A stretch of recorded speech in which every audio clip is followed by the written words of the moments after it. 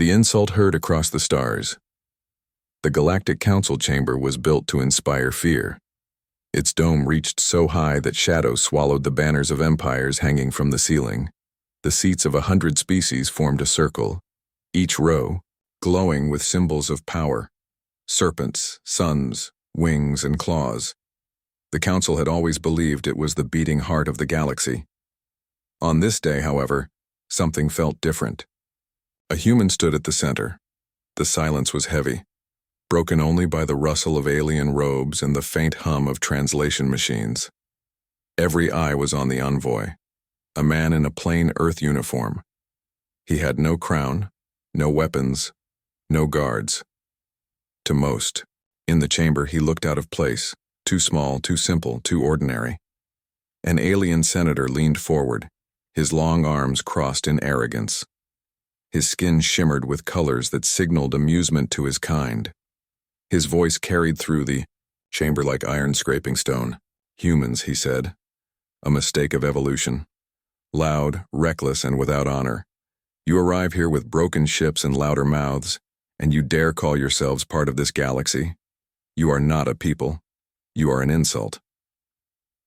The chamber erupted with laughter. Deep echoing sounds of claws tapping, wings flapping, voices booming.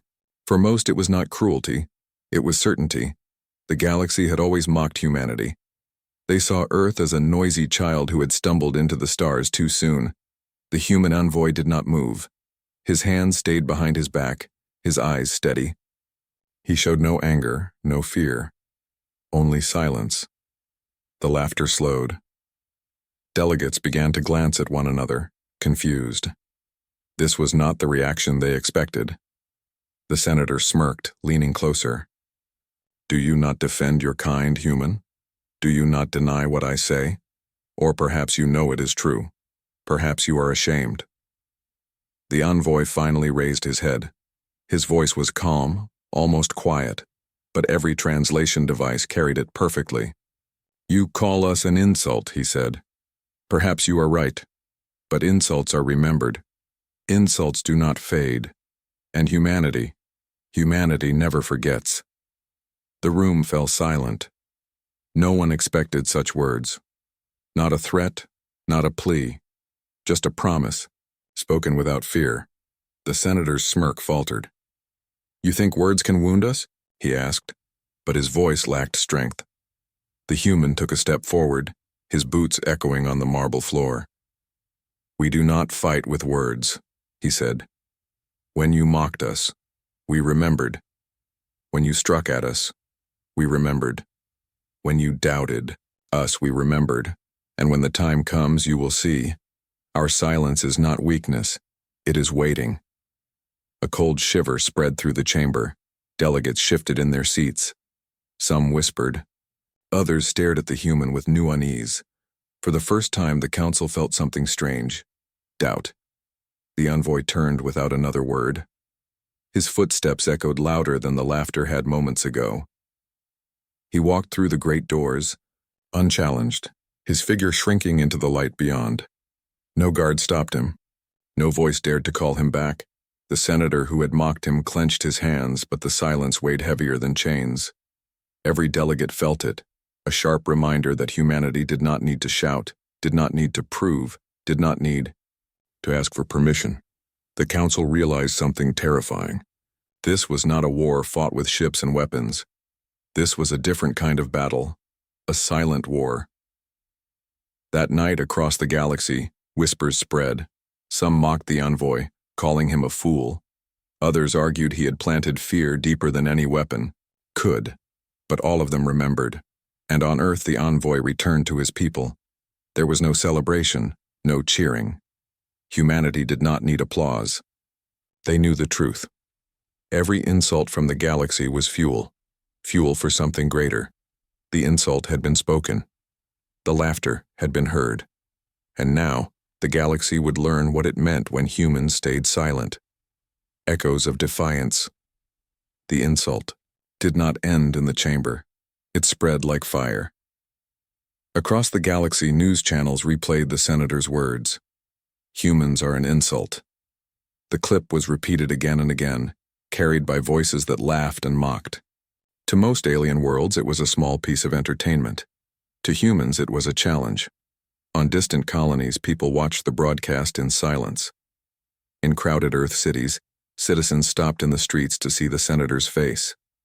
The words burned into them not as shame, but as fuel. The envoy's calm reply was also replayed. His quiet voice, "Humanity never forgets," echoed in millions of homes. Aliens dismissed it as weak. They said it was nothing more than empty pride. But humans understood. They recognized the tone. It was not weakness. It was a warning. The galaxy expected outrage. They expected Earth to shout, to send threats, to scream across the stars. But humanity did something else.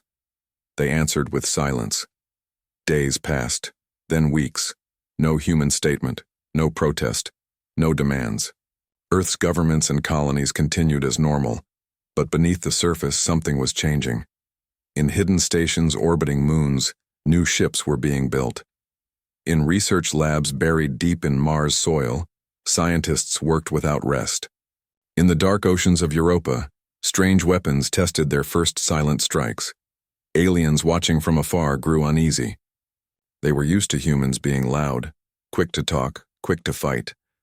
But this silence was different. It was too controlled, too careful. One alien news anchor laughed nervously on broadcast. "It seems the humans have swallowed their pride," she said. Perhaps the insult has taught them humility at last. Her co-host shifted in his seat. "Or," he said slowly, "perhaps they are waiting." The galaxy began to argue. Some mocked louder than ever. Others whispered fears in private, and then, without warning, humanity spoke again. A transmission was sent across every major channel. Not long, not filled with speeches, just a single message, carried in hundreds of languages. "We hear you. We remember. We wait." The words appeared on every screen, from the floating palaces of the Luxor Empire to the mining tunnels of the Creel Dominion. On each world, silence followed. No threats, no boasts, just the message. It terrified more than fleets of warships ever could, because the galaxy suddenly realized humanity was not asking for acceptance. They were not begging for a seat at the table. They were not explaining themselves. They were promising something, and promises, unlike insults, could not be ignored. In the chambers of power, alien leaders met in secret. Some laughed nervously, saying humans were still weak, still young. Others reminded them of Earth's history, of wars fought long before they reached the stars, of cities rebuilt from ashes, of victories won against impossible odds. "They do not shout," one leader whispered. "They endure." The senator who had delivered the insult grew restless. He spoke louder at the council, insisting humanity was bluffing. "They are too small, too fragile," he said. "They dare not face us." But even he avoided the gaze of the empty seat where the human envoy had stood. Across human space, whispers turned to resolve. Soldiers trained harder, scientists pushed further, workers built faster. Humanity had no empire of thousands of worlds, no fleets of endless size. But they had something the galaxy had never seen before: unity. The insult had not broken them, it had tied them together. On a colony near the edge of known space, a child asked her mother, "Why do they call us an insult?" The mother knelt, her eyes steady. "Because they fear us," she said, and the child understood. The galaxy thought they had shamed humanity, but in truth, they had lit a fire. A quiet fire that burned brighter with every laugh, every insult, every whisper of doubt. It was no longer just words. It was no longer just silence. It was defiance, echoing across the stars. The test of strength. The galaxy did not stay silent for long. Alien fleets began to move. War banners lit up the dark void as ships gathered near the human border. The insult had been delivered, and now the galaxy wanted to see if humanity truly had any strength, or if their silence was only fear. From the Luxor Empire came a fleet of silver warships, each the size of a city.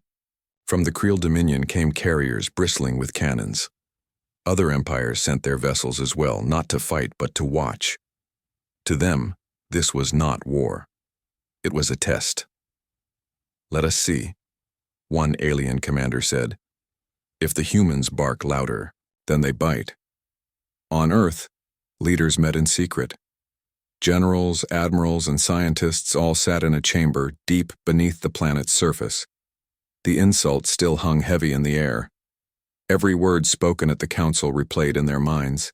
They knew the galaxy expected them to act weak, to retreat, or to send desperate messages of peace. But humanity had chosen a different path. "Do we answer them with fleets?" one general asked. The envoy who had faced the council shook his head.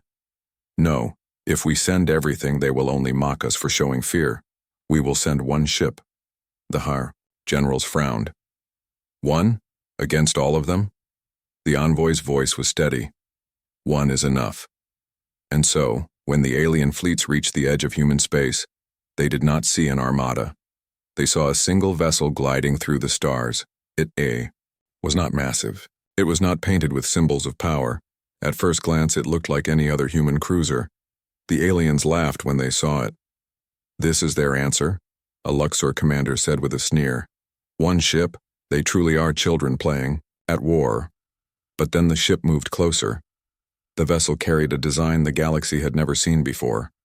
Its hull shimmered with strange energy fields. Its shape seemed to shift in the void, as if space itself bent around it, and when its engines roared, entire scanners on alien ships flickered and died. The human ship did not fire a single shot. It did not need to. The shadows it cast swallowed the fleets whole. Alien commanders shouted orders, demanding scans, demanding explanations, but their systems gave them nothing. Every attempt to read the human vessel ended in static. Every probe they sent vanished without a trace. The Creel tried to fire a warning shot, a blast of plasma aimed to pass near the human ship. The beam reached the void, then bent away, curving into nothingness. Panic spread across the command decks. "What is this?" a Creel officer shouted. The Luxor commander's voice shook. It should not be possible. The human ship continued forward, silent, steady, unafraid. It did not threaten, it did not boast. But its very presence was louder than any weapon. On worlds far away, broadcasts carried the scene. Billions of eyes watched as the fleets of mighty empires fell back, giving way to one human vessel. Some laughed nervously, saying it was a trick. Others whispered in fear, realizing the truth. Humanity had revealed only a glimpse of their strength, and the message was clear. One ship was enough. The alien fleets retreated, their pride broken. They returned to their worlds with silence heavier than shame. In the Galactic Council chamber, arguments broke out. Some species demanded humanity be crushed before it was too late. Others urged caution, whispering that perhaps the insult had awoken something dangerous. The senator who had mocked Earth most loudly clenched his fists. "They are bluffing," he insisted. "It is a trick, it must be." But deep inside, even he felt the truth pressing against him. If one ship could bend the void, what could a fleet do? Back on Earth, the single vessel returned quietly to its dock. Its crew stepped off without cheers, without applause. Humanity celebrated nothing. They were not finished. The insult still burned. And the galaxy for the first time began to fear what would happen when humanity chose to stop waiting. The war of wits. The galaxy thought it had seen everything when the single human ship bent space itself. But that was only the beginning. The alien empires regrouped after their humiliation. They told their citizens it was a trick, a display of strange technology, nothing more. They swore humanity could still be broken. And so once again fleets moved toward human space. But this time humans did not meet them with strange weapons. They met them with something else: strategy. The first trap, the Creel Dominion sent 20 warships to patrol near a human colony. They expected to intimidate the small settlement, perhaps force the humans to retreat. Instead, their ships began to vanish. Not from fire, not from destruction, but from confusion. The Creel navigators found themselves lost in false star maps. Their scanners showed empty space where planets should be. Communications twisted into endless echoes. Ships drifted apart, colliding with asteroid fields they never saw coming. When the last Creel ship limped home, the report was simple. The humans played with our minds. The mockery of power. The Luxor Empire tried to prove its might by sending a colossal carrier, larger than any human city.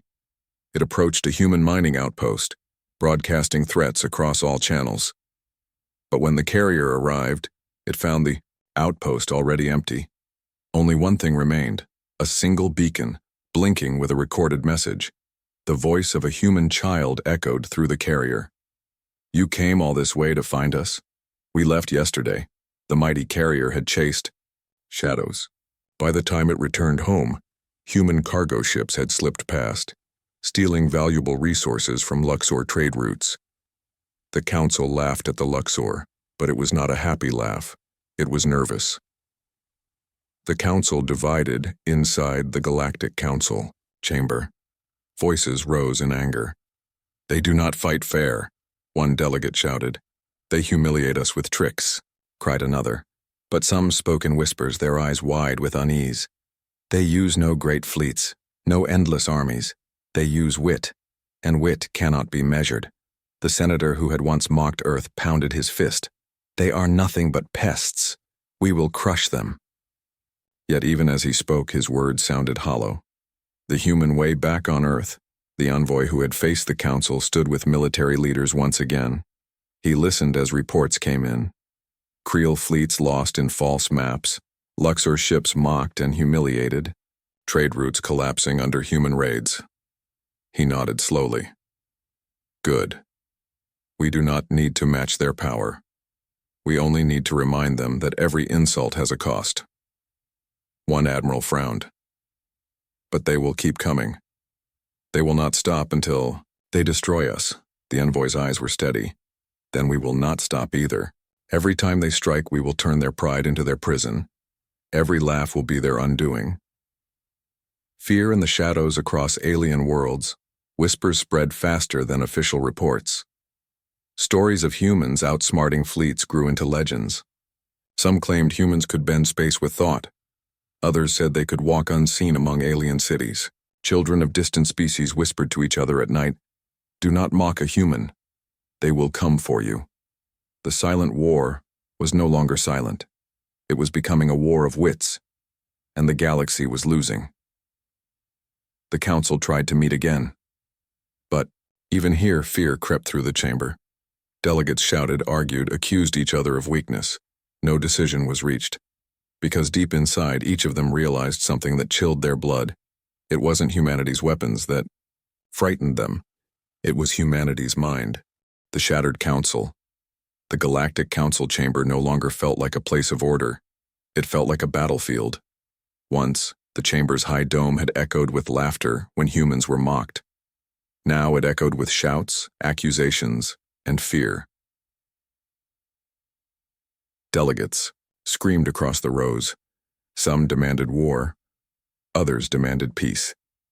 The insult to humanity had spread like poison, and now the poison was turning on the Council itself.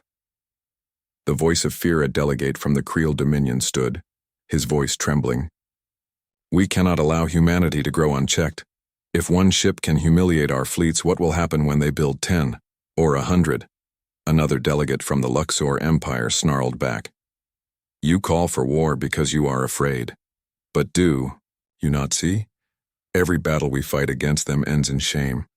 Perhaps it is wiser to consider alliance." Gasps filled the chamber. Alliance? With humans? Just months ago, such an idea would have been laughed out of the Council. But now, no one laughed. The senator who had once mocked humanity slammed his hands against his desk. Alliance? With an insult? With pests who dare to defy us? No. We must crush them before they spread further. But his voice no longer carried the same power. The other delegates looked at him not with agreement but with doubt. The seeds of division whispers spread through the chamber. Some worlds wanted humans destroyed. Others wanted humans as allies, fearing what would happen if they became enemies. The Council was splitting. The Luxor wanted trade with Earth. The Creel wanted war. The smaller worlds only wanted safety. No one could agree. For the first time in centuries, the Council felt weak. Humanity's silence. And still, humanity said nothing. No new messages came. No threats. No boasts. Earth remained silent, watching from the shadows. This silence pressed harder than any weapon. The Council could not predict what humans would do. And when an enemy cannot be predicted, fear multiplies. A delegate whispered, "What if they are waiting for us to destroy ourselves?" The thought spread like wildfire. The breaking point.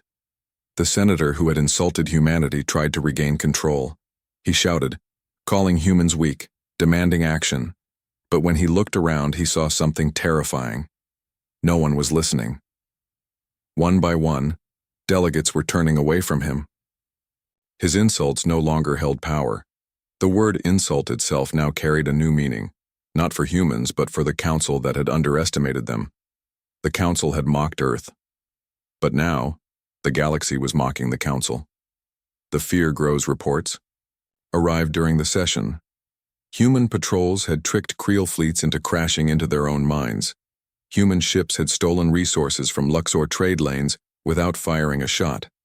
And worst of all, new rumors claimed humans were building something even greater than the ship that bent space. What if it is true?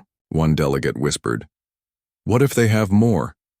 The chamber grew heavy with silence. The senator's voice broke as he shouted again, "They are weak. They are nothing." But deep down, even he felt the truth. The insult he had thrown had returned sharper than a blade, cutting his own pride apart. A silent victory. When the session ended, no decision had been reached. Some walked away calling for war, others for peace. But no one was united, and that was humanity's true victory. Without firing a shot, without sending fleets, without shouting a single threat, they had done the impossible. They had broken the Galactic Council itself. Back on Earth, the envoy stood in silence before the leaders of humanity. Reports of the chaos filled the room. They fight among themselves, one general said. They cannot agree. The envoy's expression did not change. His words were calm. Good. Let them argue. Let them break. The insult they gave us will be the knife that cuts their own unity apart. Far across the stars, the council chamber stood empty, its banners swaying in the stale air. What had once been the proud heart of the galaxy now felt like a shattered throne room. And in that silence, one truth became clear. The galaxy had mocked humanity. But now, the galaxy was tearing itself apart in fear of them. The turning point. Galactic Council was shattered. Some worlds begged for peace, others screamed for war. But in the end, fear made the decision for them. The empires gathered their fleets, hundreds of warships, carriers, and dreadnoughts. It was the largest armada the galaxy had seen in centuries. Their goal was simple: crush Earth once and for all before humanity grew into something unstoppable. This ends now, declared the senator who had first called humans an insult. They will burn, and their silence will burn with them. Across alien space, citizens cheered. But their cheers hid fear. Even as they watched the great fleets depart, whispers filled the streets. What if humans were ready? What if this was exactly what they wanted? The first strike. The alien armada arrived at the edge of human space like a storm. Their ships stretched. Across the void, a wall of firepower meant to intimidate. The first targets were small colonies, tiny stations orbiting barren moons, mining posts, listening arrays. Alien commanders expected easy victories. They expected human defenses to fall quickly, but nothing was easy.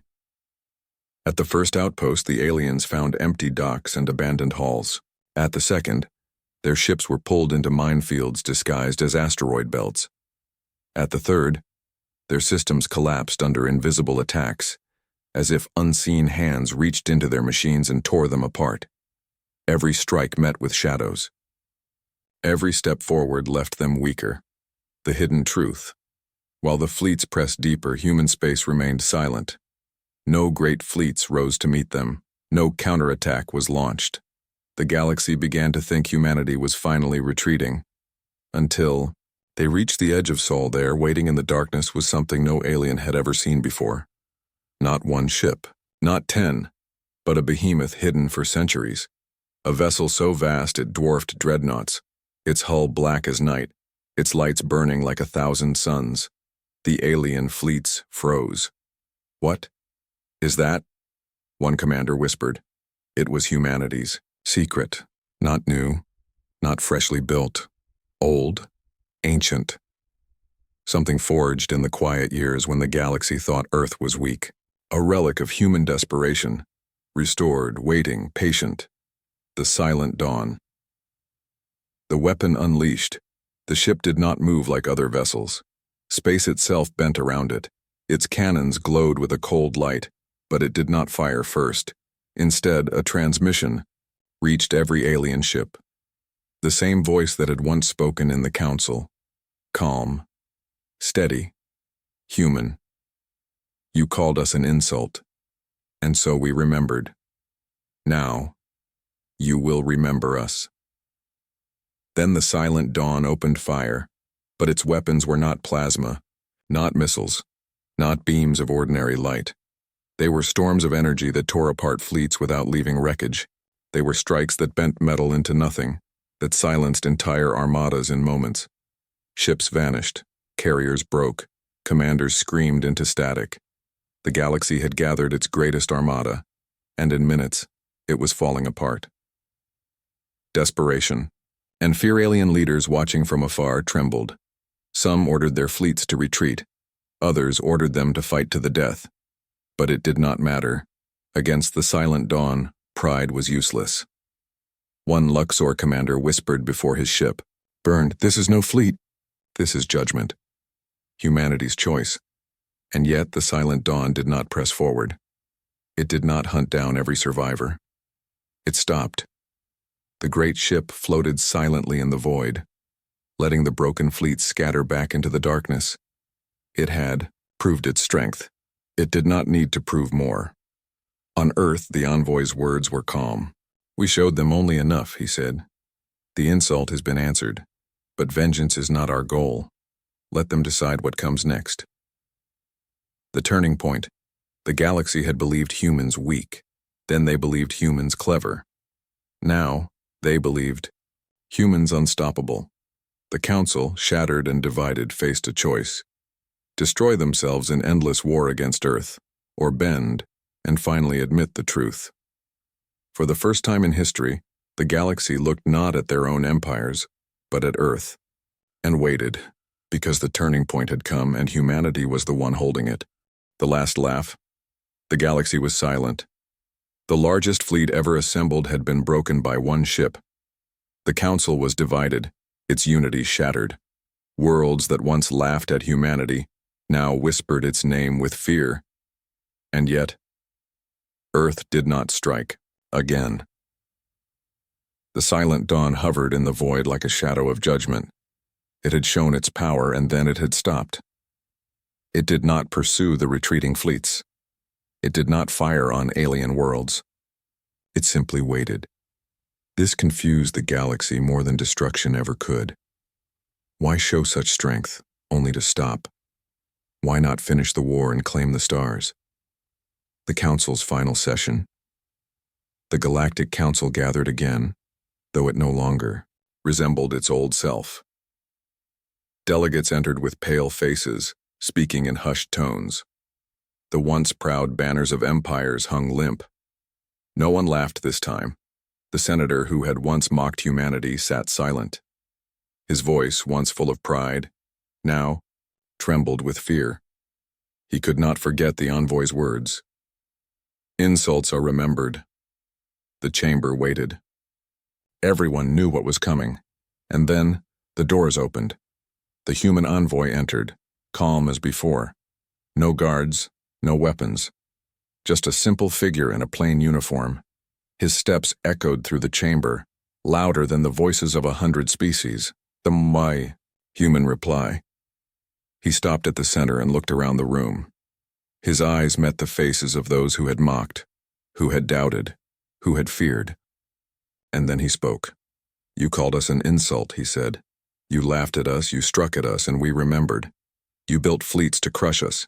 You sent armies to end us, and still, we are here." No one dared to interrupt. The envoy's voice grew sharper. "You thought silence was weakness. You thought patience was fear. But silence is not fear. It is choice. We chose to wait. We chose to watch. And when the time came, we chose to remind you of who we are." He raised his hand slightly. "We are humanity. We endure. We learn. And we do not bow." The last laugh. The chamber was frozen. Every delegate held their breath. Then the envoy smiled, not cruel, not mocking, but calm. "You called us an insult," he said softly. "But now, you call us leaders." The words struck harder than any weapon. The silence that followed was heavy.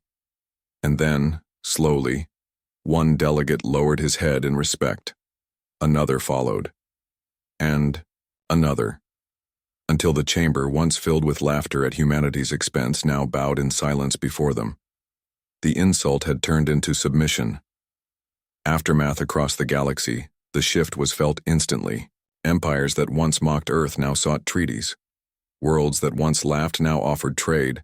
And even those who still hated humans admitted one truth: humanity could not be ignored. On Earth, the people did not celebrate with parades or fireworks. They only nodded to one another, carrying on with their work. For them, the true victory was not pride, it was respect. And in the shadows of Earth's skies, the silent dawn rested. Not a weapon of conquest, but a reminder. A reminder that humanity was not to be mocked again.